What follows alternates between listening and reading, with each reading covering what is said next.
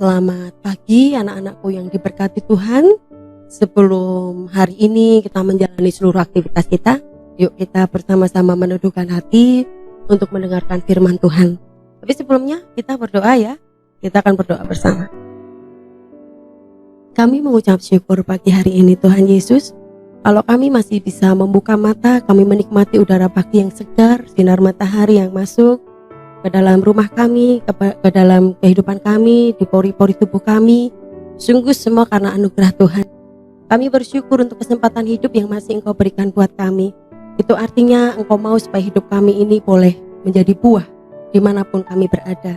Kami rindu mendengarkan firman-Mu. Buka hati kami, lembutkan hati kami. Biarlah Allah Roh Kudus mampu hadir dalam setiap ruang-ruang pribadi kami, di rumah kami masing-masing. Sekalipun jarak memisahkan kami, tapi kami percaya Roh Kudus tidak pernah memisahkan kami. Engkau menyatukan kami di dalam kasih Tuhan Yesus Kristus. Di dalam ruang-ruang pribadi kami datang, kami dekat dalam doa-doa kami. Dan saat ini kami bersama-sama dengan anak-anak-Mu kelas 7, 8, 9 SMP Widya Wacana 1 pagi ini merendahkan hati, meneduhkan hati kami. Kami mohon bimbingan-Mu Roh Kudus berbicara kepada kami melalui firman Tuhan yang akan kami dengar, supaya firman-Mu menguatkan kami. Kami tangguh, kami survive di dalam pandemi ini. Kami tetap percaya bahwa Allah tidak pernah meninggalkan kami. Allah memberkati kami dan memberikan kami kekuatan untuk dapat menopang dan melalui hari ini dengan baik. Terima kasih, kami mau dengar firman-Mu. Berfirmanlah, kami siap mendengar. Dalam nama Tuhan Yesus kami sambut firman-Mu. Haleluya, amin. Anak-anakku yang dikasih Tuhan, pagi hari ini renungan Selasa 5 Januari 2021 ya. Bulan pertama di tahun 2021. Baik anak-anak, yuk kita baca di dalam Mazmur 56 ayat yang ke-6. Renungan kita pagi ini berjudul Allah Penolongku. Sudah disiapkan Alkitabnya? Ayo kita baca ya. Kita baca bareng-bareng ya, kalian dari rumah, Bu Dewi dari sini. Sesungguhnya Allah adalah penolongku. Tuhanlah yang menolong aku. Nah, itu bacaan kita pagi hari ini. Sesungguhnya Allah adalah penolongku, Tuhanlah yang menopang aku. Anak-anakku, ada satu jembatan di Lombok, namanya Jembatan Gantung Kuno Lembar. Itu adalah salah satu jembatan tua yang berada di Lombok. Menurut informasi dari Diskominfo, jembatan itu sudah dibangun sekitar tahun 1938. Jadi berapa anak-anak kira-kira usianya sekarang kalau kita hitung dengan matematika? Ya, kurang lebih sekitar 82 tahunan ya. Ya, betul ya. Nanti dihitung ya. 2021 dikurangi 1938 ya, kurang lebih lah 282 tahun. Lebih tua dari usia NKRI ya.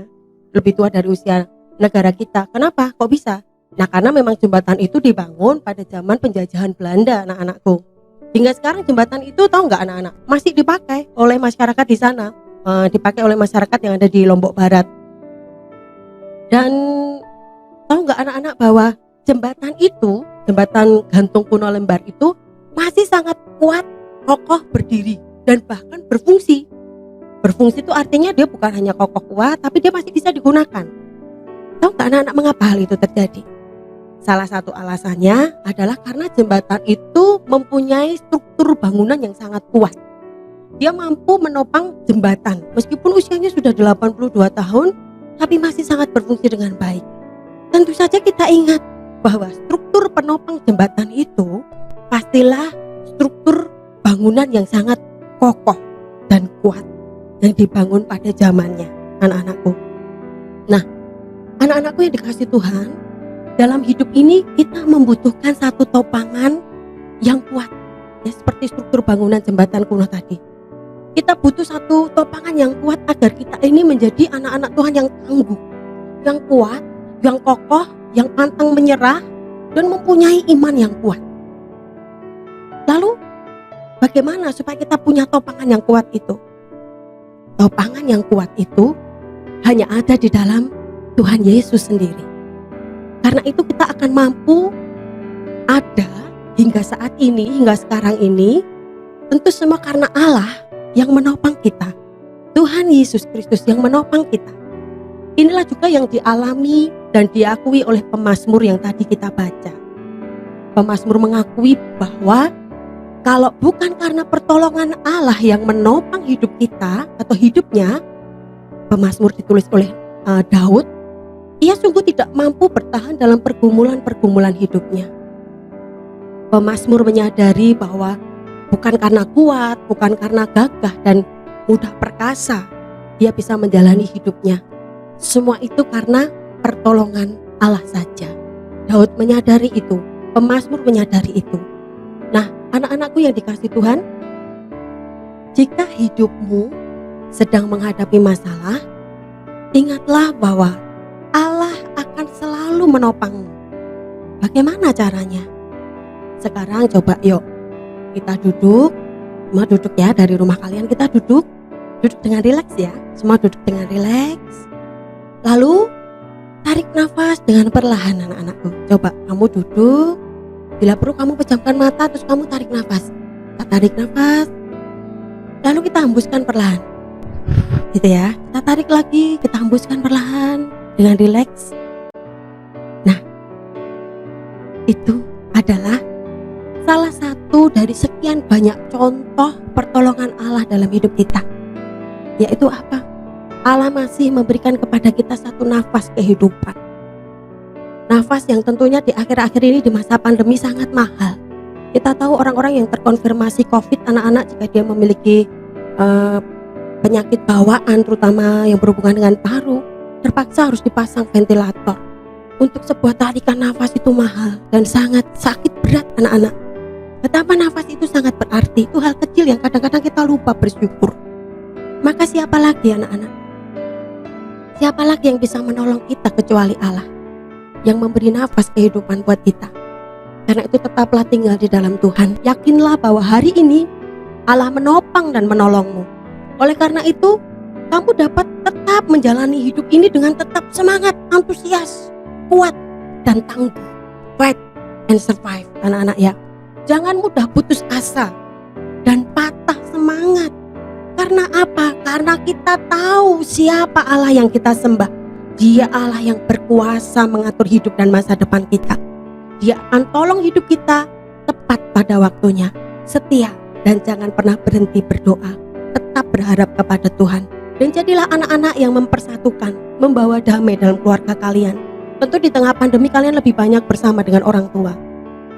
Banyak bersama dengan orang-orang yang kalian cintai.